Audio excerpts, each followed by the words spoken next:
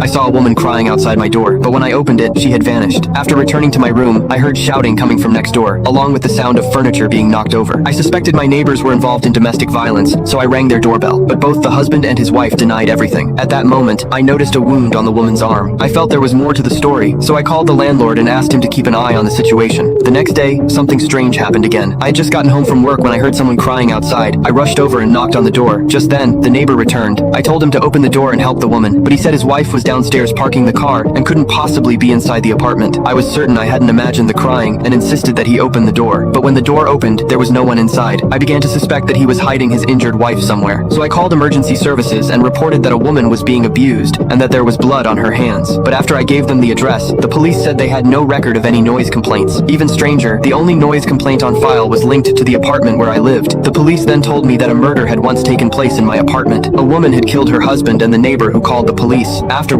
she took her own life. What was even more disturbing was that the suspect's appearance matched the woman next door. The officer added that she had gouged out her own eyes with her hands, which explained